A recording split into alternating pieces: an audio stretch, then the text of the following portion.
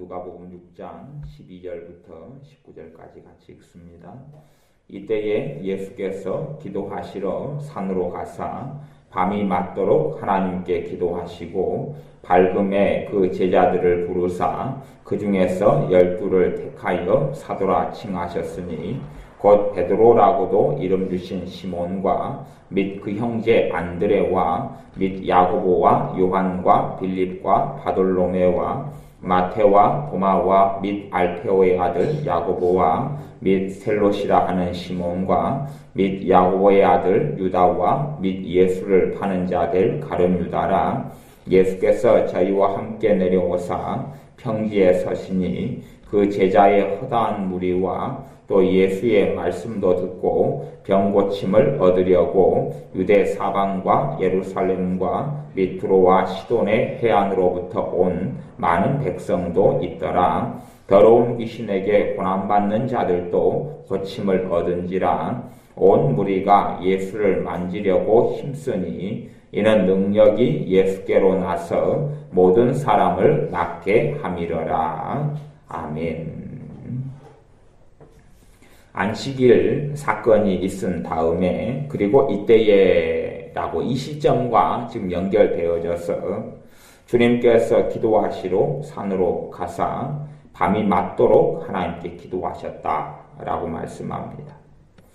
밤이 맞도록 기도한 이유가 크게는 한 두 가지 정도 있다 이렇게 볼 수 있겠죠. 첫 번째는 밤이 맞도록 철야기도 하신 다음에 아침에 제자들을 불러서 그 가운데서 12명의 사도들을 뽑았으니까 사도를 뽑기 위하여서 밤이 맞도록 철야기도 했다는 것을 알 수가 있고요. 또한 주님께서 기도한 것은 단순히 어떤 자신의 목적과 뜻을 이루려고 하신 것 이전에 아버지 하나님과 함께 시간을 보낸 그 사랑의 관계 속에 들어간 것이 주님의 기도 생활이었기 때문에 단순하게 사도를 부르시려고 철야기도 하신 것만이 아니라 더 근원적으로는 아버지 하나님과 함께 지내려고 철야기도 했다는 것을 우리가 알 수가 있습니다.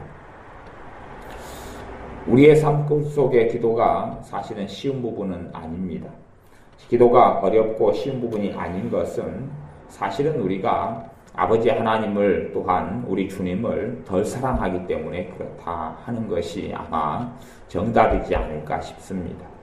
우리가 주님과의 관계 속에서 주님을 인격적인 분으로 살아계신 하나님으로 덜 만나고 화석화되고 우상화된 그러한 신으로 우리가 이 지식적으로 신학적으로 이론적으로 만들어가기 때문에 더 그러지 않는가 싶습니다. 전 시대의 교회나 가지고 있는 신학 가운데 중심되는 신학 중에 하나는 하나님은 더 이상 말씀을 못 하시는 하나님으로 만들어버린 신학이다. 그렇게 말할 수 있습니다. 이제 오래전부터는 하나님의 음성 듣기 이런 책들이 많이 나와서 하나님께서 꿈을 통해서 환상을 통해서 또 은사들을 통해서 성령님의 감화 감동을 통해서 말씀을 통해서 어찌됐든지 말씀하시는 하나님에 대한 부분들의 가르침이 많이 되어져 오고 있습니다.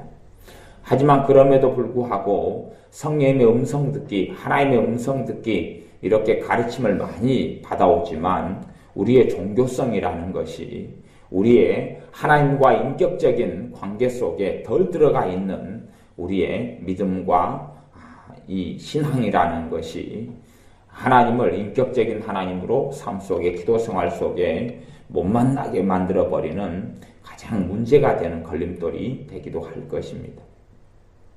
그래서 우리의 기도 생활 속에는 하나님께서 말씀하시는 것이 전혀 없는 것이 되고 말지요. 일방적으로 우리의 기도만이 존재하는 것. 이것이 우리의 기도 생활.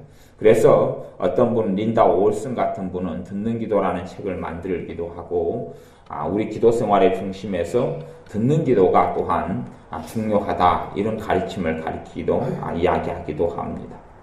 실제로 하나님과 만났던 하나님의 사람들은 하나님의 말씀을 들었던 사람들이죠. 단순히 자신이 하나님께 이야기만 한 사람들이 아니라 하나님의 말씀을 들었고 하나님과 대화했던 사람들이다 이렇게 말할 수가 있습니다. 우리의 기도 가운데 성령님의 인도 속에 깊은 기도 가운데 들어가서 주님과의 대화가 있는 기도가 그런 기도가 우리의 기도 생활 가운데 있기를 우리는 사모해야 할 것입니다. 우리 주님의 기도가 혼자서 철야기도 하시면서 혼자서 말씀하시는 너뚜리식의 기도는 아니셨을 것입니다. 아버지 하나님과의 교제가 있는 기도이기 때문에 날이 새어도 샌 줄 모르고 시간이 지나갔을 것입니다. 우리가 날이 맞도록 철야기도를 한다면 아마 졸다가 엎드렸다가 졸다 엎드렸다가 그랬을 터인데 주님은 아버지 하나님과 함께 지내는 것이 너무나 행복했기 때문에 우리 식으로 이야기하면 성령 충만했기 때문에 그러지요. 우리는 성령 충만을 통하여서 사실은 기쁨이 있고 큰 은혜가 있는 기도 생활을 경험하게 됩니다.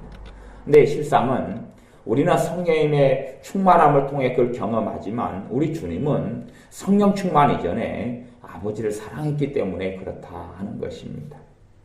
주님께서 철야기도 하시고 그리고 밝음에 제자들을 부르셨다 그럽니다. 우리는 12명의 제자를 뽑을 때에 주님의 사역의 초기에 뽑았다고 생각하는데 이 사역의 시점이 어느 정도인지 몰라도 사역이 좀 흐른 다음에다는 것을 알 수가 있습니다. 그리고 제자들을 뽑을 때에 단순히 12명이 아니라 제자들을 다 불러낸 거예요. 주님의 가까이 있던 제자들을 다 불러내서 그 중에서 그렇게 이야기하잖아요. 이게 최소한은 한 70명 정도 이상은 모였다는 것을 우리가 알 수가 있어요. 주님의 제자들은 많은 숫자였습니다. 많은 숫자 가운데서 그 제자들 다 오라 그리고 불러서 그 가운데서 12명을 집어냈습니다. 최고 12명을 집어내서 사도라고 이렇게 주셨고 부르셨습니다. 그 중에서 12를 택하여 사도라 칭하셨으니 그러면서 베드로부터 시작해서 12 가룟 유다까지 12 사도의 이름이 나오게 됩니다. 그리고 이제 17절에 예수님께서 저희와 함께 내려오사 평지에 서시니 그 제자의 허다한 무리, 주님의 제자가 얼마나 많이 있었어요? 제자의 허다한 무리라고 그러죠. 여기에서는 이제 크게 두 종류의 사람으로 나누어집니다. 한 부류의 사람은 제자들, 허다하게 많은 부류의 제자들. 물론 주님의 제자로서 거하고 있다가 주님의 공생의 사역의 후반으로 가면서 많은 사람이 떠나버리고 맙니다. 이때에는 제자로 남아있지만 주님에게 어려움이 닥치고 또한 유대교의 핍박과 압박이 시작되고 바리새인들, 대제사장들의 공격이 시작되면서 또한 주님의 말씀 가운데 어렵고 힘든 말씀들이 생겨나면서 많은 제자는 떠나갑니다만은 지금 우리가 읽었던 누가복음 6장의 성경에서는 그 제자들이 허다한 무리의 제자들이 주님께 나왔다 이렇게 말씀하고요. 두 번째 사람들은 예수님의 말씀도 듣고 병 고침을 얻으려고 유대 사방과 예루살렘과 및 두로와 시돈의 해안으로부터 온 많은 백성도 있더라 그럽니다. 두로와 시돈의 해안, 두로와 시돈은 이방 땅이죠. 이방 땅입니다. 이방 땅. 실제로 주님께서 주로 갈릴리에서 사역을 많이 하셨는데 갈릴리에 대해서도 이사야 성경에는 이방의 갈릴리 그렇게 나옵니다.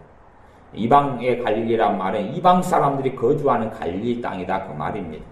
본래는 갈릴리 땅은 이스라엘의 나라와 영토 속에 제대로 포함이 안 되는 지역이다 이렇게 볼 수가 있습니다. 우리식으로 이야기한다면요, 보통 유대 땅이나 예루살렘이나 아니면 이스라엘이 중심적으로 개발했고 만들었던 땅들은 다 주인이 있습니다. 가난하고 천한 사람들, 못 가진 사람들은 땅을 차지할 자리가 이미 없게 되어집니다. 먹고 살기 위해서 우리 사람들이 다 섬으로 들어갔던 것처럼 이때는 마을 유지가 있고 다 자리 잡은 사람들이 있기 때문에 먹고 살기 위해서 화전민이 되고 또 섬으로 갔던 것처럼 이렇게 하나님을 섬기면서도 먹고 살기 위해서 오지로 들어가는 그 오지가 갈릴리 땅입니다. 아무도 찾지 않는 오지로 들어갔는데 그래서 그 이방인들이 터전을 삼고 살아가는 그곳에 하나님의 백성 흩어지고 들어가고 그런데 이 이방인 갈릴리에 주님께서 오셔서 빛을 비추신다라고 이사야 선지자를 통해서 하나님께서 예언하셨고 그것이 이루어집니다. 이 갈릴리 위쪽으로가 시돈과 두로가 있는데 이들은 이방인의 땅이고 여기에서도 무수히 많은 사람들이 주님께로 나와왔습니다. 18절에는 더러운 귀신에게 고난받는 자들도 고침을 얻은지라. 주님의 사역이 4가지 사역이 있다고 그랬습니다. 복음 전하는 사역, 가르치는 사역, 병을 고치는 사역, 축사, 귀신을 쫓아내는 사역, 4가지 사역. 지금 현재 교회에서 사라져버린 사역은 병을 고치는 사역과 귀신을 쫓아내는 사역이 사라졌습니다. 2가지 사역이 거의 사라져버린 것이에요. 병을 고치는 것은 단지 은사 사역, 아니면 기도원의 사역, 부흥사의 사역, 그리고 그것도 이제는 부흥사의 사역 가운데서도 일반 목사님들이 그 자리를 많이 차지하고 유명한 분들이 차지해버렸기 때문에 은사사역, 성령님께서 성령의 은사를 통하여 병을 고치는 그런 일들은 거의 일어나지 않고 있습니다. 그래서 이런 은사사역 병을 고치는 사역들이 많은 경우에 어리석고 잘못되고 몰인격적으로 사역하는 사람들의 손에 넘겨져 버린 것이 현실입니다. 사람들이 이제는 상시화되어져서 치유기도를 받으려면 돈을 내야 되는 그런 일상적인 일들이 비일비재하게 일어나고 있습니다. 너희가 거저 받았으니 거저 주어라 했는데 정상적인 치유사역, 주님의 행하심을 따라서 행하는 치유사역이 실종되어 버렸다. 이렇게 볼 수도 있습니다.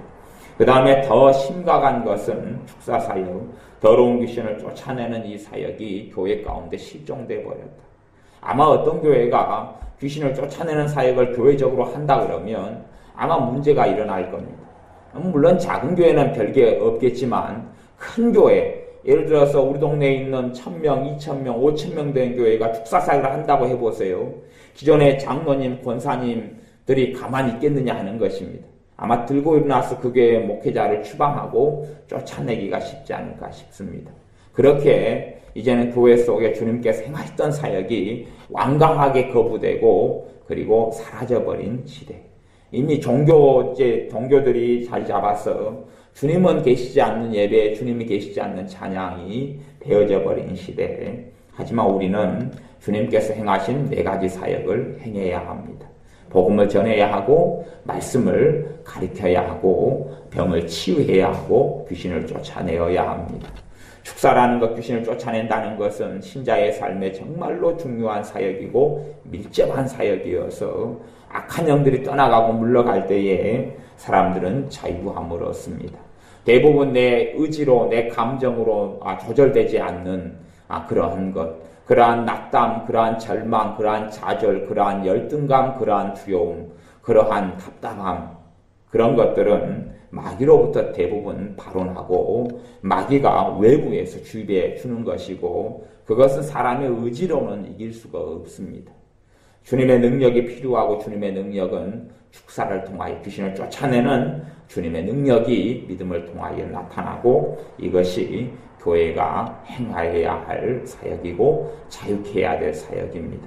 신자를 자유케 하고 나아가서 불신자를 자유케 해야 될 주님의 지자들의 사역입니다. 주님께서 이러한 본을 보이시고 이 땅에 계실 때에 귀신을 쫓아냈고 더러운 귀신들에게서 고난받는 자들을 고치셨습니다. 19절에는 주님의 치유 사역이 나오는데요. 온 무리가 예수님을 만지려고 힘쓰니 이는 능력이 예수님께로 나서 모든 사람을 낫게 함이러라. 예수님을 만지니 예수님에게서 능력이 나갔다 그럽니다. 우리 주님께서는 또 뭐라고 말씀하시냐 그러면 이 능력이 아버지께로부터 받은 성령님으로부터 받은 능력이라고 성경은 그렇게 되어져 있습니다. 주님에게서 능력이 나타나는데 이 능력은 아버지로부터, 아버지의 관계에서부터 우리 주님께서는 하나님의 아들의 능력을 다 비워놓고 이 땅에 사람의 몸을 입고 오신 것입니다. 그렇기 때문에 성령님께서 임하셔서 우리 주님에게 능력이 나타나고 성령의 능력으로 치유사역과 축사를 행했다는 것을 우리는 알 수가 있습니다. 성령님께서 함께 하시고 아버지께서 함께 하셔서 그분의 기름 부으심을 통하여서 주님에게서 능력이 흘러나왔습니다. 이 주님의 능력이 흘러나와 많은 사람들의 병을 고쳤던 것처럼 주님의 제자인 우리들도 이러한 치유사역 속에 부르심받고 쓰임받아야 할 것입니다.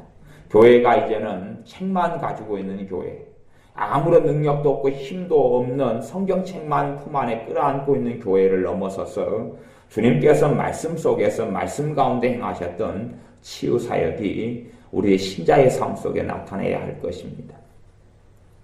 지식을 가지고 있고 많이 배우는 사람들일수록 기적을 행하고 능력을 행하고 은사를 행하는 초자연적인 사역에 대해서 믿지를 않습니다. 초자연적인 것을 믿지 않습니다.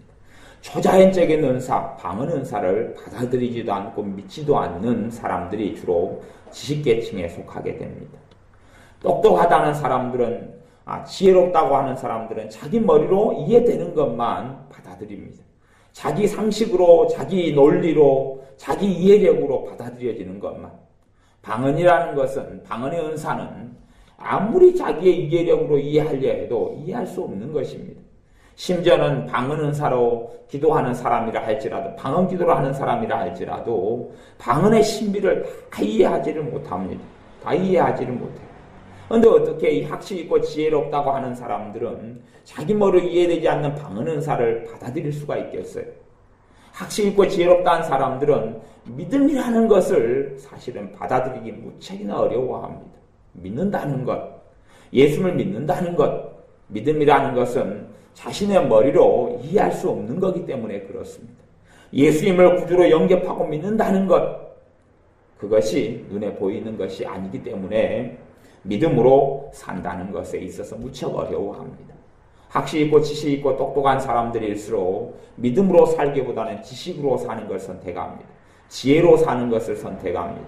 하지만 우리의 삶은 믿음으로 사는 삶입니다. 그리고 우리의 믿음을 통하여 우리 주님과의 만남을 가지게 됩니다. 우리의 매일의 믿음을 통하여 매일 주님과 만남을 가질 수 있습니다. 기도가 실제로 열매를 맺지 못하는 경우들이 사실은 많습니다. 기도의 열매라고 이야기할 때에 기도의 응답만을 이야기하는 것은 결코 아닙니다. 기도가 응답이 있어야 열매가 있다. 하나님의 응답이 노도 있고 기다리라도 있기 때문에 단순히 기도가 이루어졌다 해서 그것만 응답이라고 볼 수는 없습니다. 내가 하나님께 주신 좋은 것이 아니라 좋지 않은 걸 구하고 있으면 하나님의 노가 왔을 때에 그것이 진짜 응답이 아니겠습니까? 그래서 실제로 기도의 열매라고 이야기할 때 그것은 뭐냐 하면 주님과의 교제, 주님과의 사귐, 주님과의 만남이 있는 것을 기도의 열매라 이렇게 말할 수가 있습니다. 그런데 기도 생활을 함에도 불구하고 기도의 열매가 없는 경우가 많습니다. 주님과의 만남이 일어나지 않는 경우가 많습니다. 왜 그러냐 하면 종교적으로 기도하는 것을 우리가 익숙하기 때문에 그렇다 하는 이야기입니다. 믿음이라는 건 믿음으로 기도해야 하는데 단지 그 믿음이 내가 기도하면 응답하신다 그 믿음 말고 더 근원적인 믿음의 기도가 있습니다. 더 근원적인 믿음의 기도. 내가 기도하면 주님께서 내 기도에 관심을 기울이시고 들으신다 하는 믿음. 내가 기도하면 하나님은 반응하신다는 믿음. 내가 기도하면 그곳에 주님이 영적으로 임재하셔서 내 기도를 들으신다는 믿음. 그 믿음이 기도의 믿음에 있어서 가장 중요한 믿음이 됩니다. 그런데 우리에게는 사실은 그런 믿음이 없고 습관적으로 기도해요. 성경에서 습관을 쫓아 우리 주님이 기도하셨는데 그것은 습관적인 기도의 외향을 이야기하는 것이지 내면에서도 습관적인 기도가 되면 안 된다 하는 이야기입니다.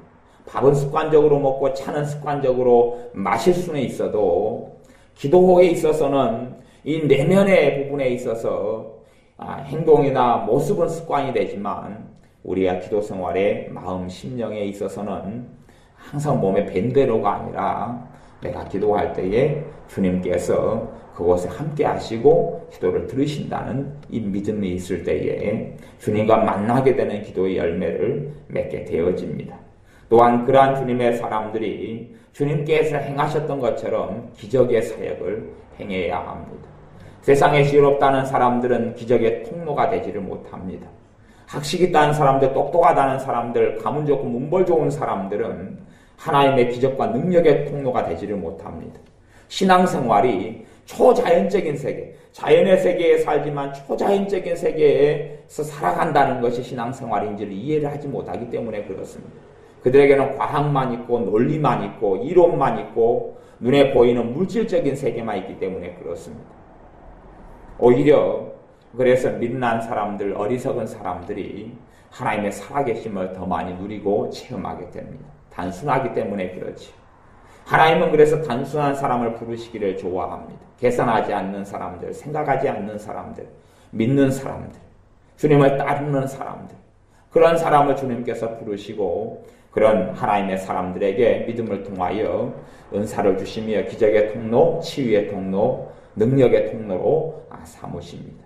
교회는 반드시 능력이 있어야 합니다. 교회는 반드시 치유의 주님의 통로가 되어야 합니다.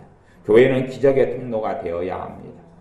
교회의 삶 속에 어떤 신앙서적에 이야기했던 것처럼 기적이 일상이 되는 교회, 이런 것이 우리 교회 안에서도 이루어져야 하고, 우리의 삶 속에 기적이라는 게 신비로운 것이 아니라 일상생활에서 일어나는 주님의 이름으로 주님께서 직접 우리를 통하여 교회를 통하여 일으키시는 기적이 우리에게는 상식이 되어지도록 우리가 그 믿음을 가져야 합니다. 왜냐하면 주님의 사역에 있어서 기적을 떼놓고는 주님의 사역을 절대 이야기할 수 없기 때문에 그렇습니다. 지금의 사람들이 이제 주님의 기적과 이적을 행하고 병을 고치고 귀신을 쫓아냈던 것을 그냥 2000년 전의 사건으로 치부해버리고 터부시해버리고 맙니다. 주님의 복음서에서 기적과 이적이라는 것, 능력을 행하시는 것, 귀신을 쫓아낸 것은 단지 당시에 있었던 것이다 라고 치부하고 말고, 주님께서 내가 행하는 것을 너희도 행해야 된다고 말씀하시는 것은 전혀 염두에 두지 않습니다.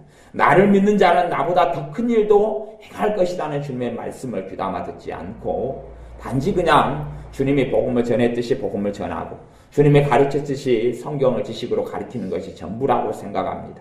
하지만 주님께서 기적을 행할 귀신을 쫓아냈던 것처럼 신자인 우리도 그것이 우리가 해야 될 주님의 길을 따르는데 중요한 순종이라는 것을 알아야 합니다. 교회 안에 능력이 사라지고 귀신을 쫓아내는 게 사라지면 결코 안 됩니다. 교회 안에 주님의 이름으로 치유와 이적과 권능이 나타나는 것이 사라져서는 결코 안 됩니다. 그에 대한 우리의 믿음이 약해져서도 안 되고 실종되어져서도 안 됩니다. 주님께서 본을 보여신 것이고 주님께서 귀신을 쫓아내고 병을 치유하고 기적의 삶을 일상사 속에서 이루고 행하시고 사신 것은 우리가 그 길을 따라오라는 부르심이자 손짓입니다. 단지 12명의 사도들만이 아니라 허다하게 많은 제자들이 이러한 주님의 행하심을 목적하고 그리고 주님의 길을 따르는 삶을 살았습니다. 사도행전은 단순히 사도들의 행적이 아닌 것을 우리는 알고 있습니다. 사도들의 행적이 아니라 성령님께서 하나님의 사람을 통하여 무슨 일을 행하셨느냐 하는 것입니다. 그렇기 때문에 사도행전에서 스데반 집사님 같은 집사님에게도 많은 장수를 할애하고 스데반 집사님 통하여 기적과 이적과 치유와 이런 것들이 많이 나타났다고 증거하고, 사마리아에서도 주인공이 하나님이시지만 하나님의 통로가 된 사람은 빌립 집사님이었지 빌립 사도가 아니었습니다. 빌립 집사님이 하나님의 기적의 통로, 복음의 통로, 치유의 통로, 능력의 통로가 되었습니다. 그런 것처럼 하나님께서는 평범한 사람들을 통해 일하십니다. 사도만을 통해 일하시는 게 아니라 선지자만을 통해 일하시는 게 아니라 믿음의 사람을 통해서 일하시는 것입니다. 그 믿음을 지닌 사람을 통해 일하시는 것입니다. 스데반 집사님이 그 믿음을 가지고 있었기 때문에, 빌립 집사님이 그 믿음을 가지고 있었기 때문에 주님을 따르는 삶을 살고 주님께서 행하셨던 기적과 이적과 치유와 귀신을 쫓아내는 그것이 주님을 따르는 순종의 삶의 중요한 부분으로 믿고 알았기 때문에 그들이 주님의 치유와 기적과 귀신을 쫓아내는 능력의 통로가 되었던 것입니다. 우리의 삶에도 단지 주님께서 용서해라 그렇게 말씀하셔서 용서하는 삶이 너무 중요한지를 우리가 알지만 단지 그런 가르침들만이 다라고는 결코 생각하지 않아야 합니다. 주님께서 이렇게 해라, 저렇게 행해라, 거짓말하지 말아라, 용서해라, 욕심부리지 말아라, 비판하지 말아라, 단지 그것이 전부라고는 결코 생각하지 말아야 합니다. 많은 어리석은 사람들은 그렇기 때문에 주님의 가르침도 윤리로 만들어버립니다. 거기에 생명도 없고 능력도 없고 주님께서 가르치신 항목들을 많이 적어놓고 주님이 이것 하라 그랬다, 이것 하지 마라 그랬다, 기도하라 그랬다, 또 이건 외식하지 마라 그랬다 등등의 여러 가지 항목을 만들어 둡니다. 그리고 주님께서 귀신을 쫓아내는 것은 그때만 있었던 사건이 나하고는 상관없는 사건으로 성경에 빼버립니다. 주님이 병을 고쳤던 것은 나하고는 상관없는 사건으로 빼버립니다. 병든 사람에게 안수하여 고쳐라, 기름을 바르고 고쳐라, 이런 말씀들은 다 빼버립니다. 빼버린 다음에 합리화하기는 좋지요. 안수하는 것은 목회자만 하는 거다. 기름을 바르고 치기도 하는 것도 목회자만 하는 거다. 교회가 굉장히 합리화하기는 좋습니다. 또 나아가서 목회자들도 치우기도 하는 것은 은사를 가진 사람만 하는 것이다. 그렇게 합리화하기도 무척이나 쉽습니다. 그러나 주님의 제자는 누구든지 주님이 걸었던 길을 따라가야 합니다. 그것이 우리가 최고로 구하고 추구하는 삶입니다. 더 좋은 부도 추구하지 아니하고 더 좋은 아파트도 추구하는 게 아니라 더 큰 명예와 명성과 성공을 추구하는 것이 우리가 원하는 삶이 아니라 주님의 제자로서 주님의 길을 따르는 삶이 우리가 원하는 삶입니다. 그렇기 때문에 주님처럼 복음을 전파하고 주님처럼 말씀을 가리키고 주님처럼 병을 고치고 주님처럼 주님의 이름으로 예수 그리스도의 이름으로 귀신을 쫓아내야 합니다. 그것이 우리가 원하는 최고의 삶, 주님을 영화롭게 하는 최고의 삶이고 제자의 길입니다. 이렇게 주님께서 부르십니다. 기도하겠습니다. 아버지 하나님, 우리를 주님의 제자들로 불러주셨사오니 주님께서 걸어가신 길을 우리가 같이 걷게 하여 주옵소서. 또한 주님께서 아버지 하나님을 사랑하셨던 것처럼 우리도 아버지 하나님을 참으로 사랑하여 화석화된 기도 생활이 아니라 죽어있는 기도 생활이 아니라 말씀하시는 하나님과 만나는 기도 생활이 되게 하여 주옵소서. 우리 주님처럼 아버지 하나님을 사랑하며 아버지 하나님과 동행하게 하시고 또한 나의 주님, 우리의 주님과 함께 동거동락하는 우리의 삶이 되어지며 주님과 동거동락하면서 주님께서 이끄신 대로 따라가는 제자의 삶을 살게 하옵소서. 예수님의 이름으로 기도하옵나이다. 아멘. 기도하겠습니다.